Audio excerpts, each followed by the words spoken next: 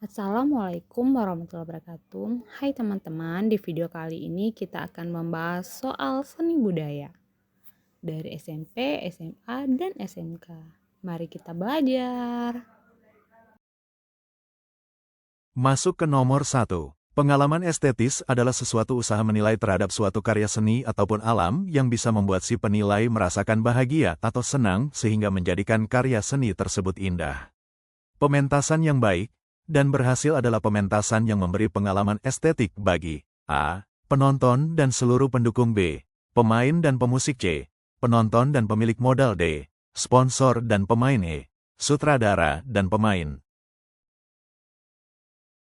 Oke, mari kita analisis.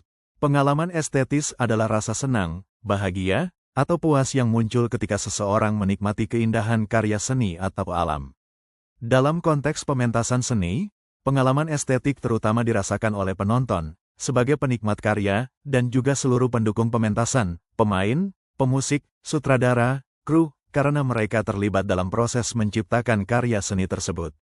Sekarang cocokkan dengan opsi A. Penonton dan seluruh pendukung paling tepat, karena pengalaman estetik dialami oleh penikmat, penonton, dan juga para pelaku seni yang mencipta. B. Pemain dan pemusik hanya sebagian kecil, kurang lengkap. C. Penonton dan pemilik modal bukan bagian utama dalam pengalaman estetis. D. Sponsor dan pemain sponsor biasanya tidak terkait dengan pengalaman estetis. E. Sutradara dan pemain hanya bagian tim produksi, tidak mencakup penonton. Kesimpulan, jawaban yang benar adalah A. Penonton dan seluruh pendukung. Lanjut ke nomor 2. Pimpinan produksi teater adalah seseorang yang memiliki tanggung jawab penting dalam mengatur produksi pertunjukan. Dengan demikian dapat dipastikan bahwa sukses tidaknya pertunjukan ditentukan kecakapan pimpinan produksi. Tugas seorang pimpinan produksi dalam sebuah produksi pementasan pantomim adalah A. Bertanggung jawab mencari dana. B. Bertanggung jawab pada administrasi. C. Bertanggung jawab pada pemodal. D. Bertanggung jawab pada keberhasilan produksi pementasan. E. Bertanggung jawab pada penjualan tiket. Mari kita analisis soal ini. Pimpinan produksi teater orang yang memegang tanggung jawab utama atas kelancaran produksi dari awal sampai akhir. Ia mengatur semua unsur pertunjukan, sumber daya manusia, dana, perlengkapan, jadwal, agar pementasan berjalan sukses. A. Mencari dana bagian tugas bendahara atau seksi usaha. B. Administrasi bagian sekretaris atau administrasi. C. Pemodal bukan fokus utama, meskipun ada hubungan. D. Keberhasilan produksi pementasan benar, karena pimpinan produksi bertanggung jawab penuh atas sukses tidaknya pementasan. E. Penjualan tiket tugas bagian usaha, marketing. Kesimpulan, jawaban yang tepat adalah D. Bertanggung jawab pada keberhasilan produksi pementasan. Next, nomor 3. Memproduksi pertunjukan teater yang sukses salah satunya ditunjang oleh manajemen yang baik itu dari tim produksi maupun tim artistik. Namun dalam sebuah produksi teater profesional, dibutuhkan seorang sekretaris produksi yang menguasai bidangnya. Sekretaris produksi adalah orang yang membantu pimpinan produksi dalam bidang A. Administrasi dan surat menyurat. B. Keuangan produksi. C. Keamanan produksi. D. Kesuksesan produksi. E. Ketertiban semua anggota. Mari kita analisis. Sekretaris produksi dalam sebuah pementasan teater bertugas membantu pimpinan produksi dalam urusan administrasi, pencatatan, dan surat menyurat.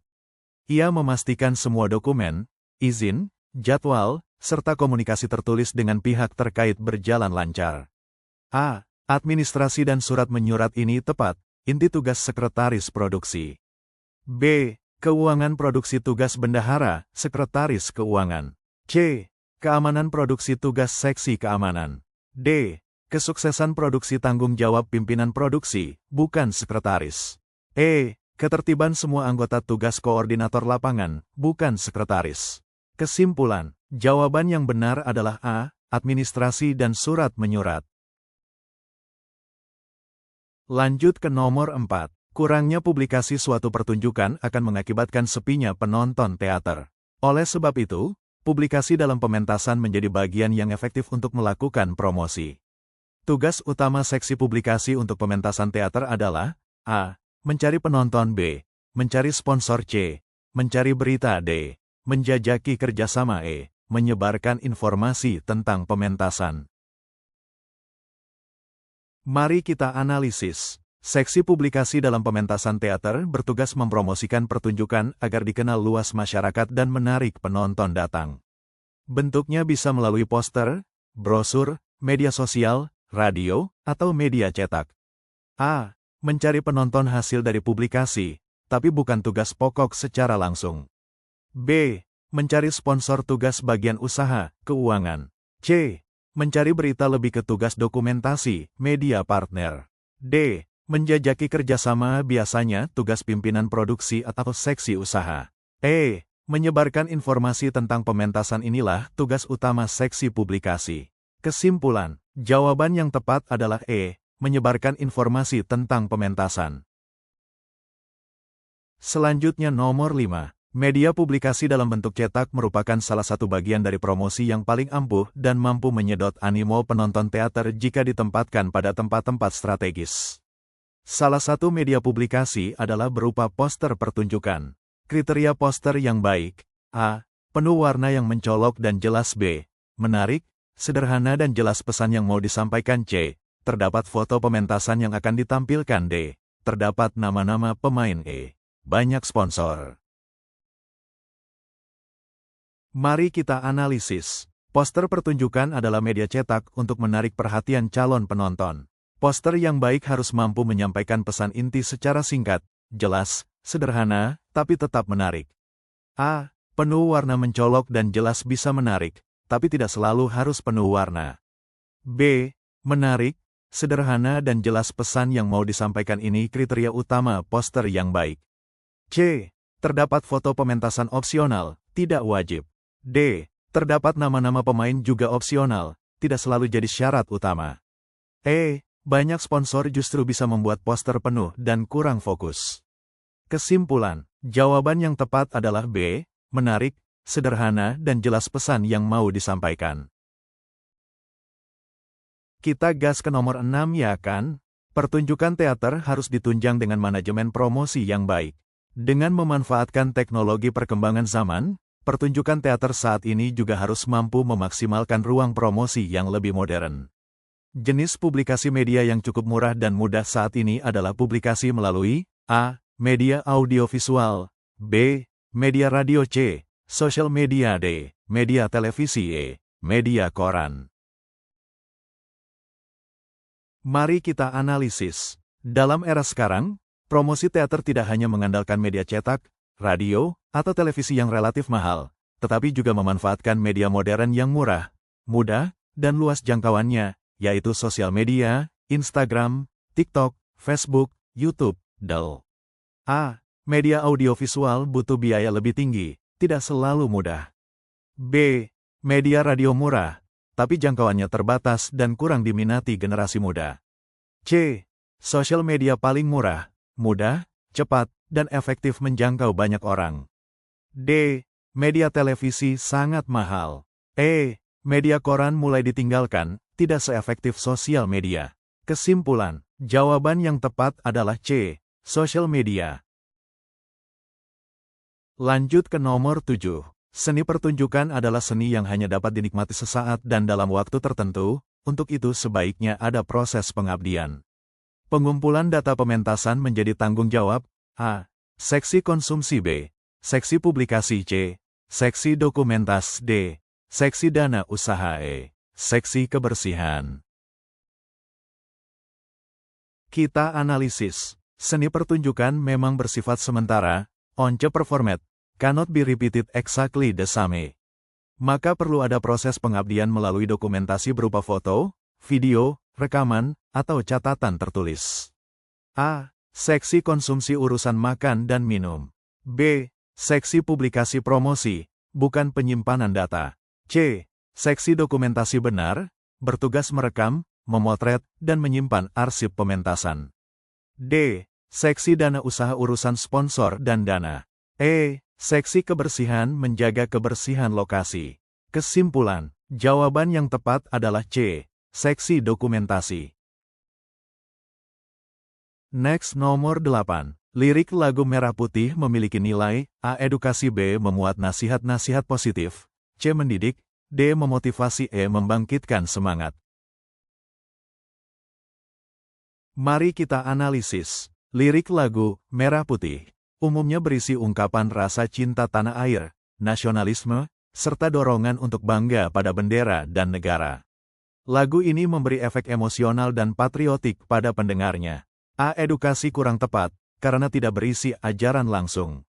B. Nasihat positif tidak secara eksplisit berupa nasihat. C. Mendidik kurang spesifik. D. Memotivasi ya, tapi sifatnya lebih ke arah nasionalisme. E. Membangkitkan semangat paling tepat, karena inti lagu ini adalah menumbuhkan semangat kebangsaan. Kesimpulan, jawaban yang tepat adalah E. Membangkitkan semangat.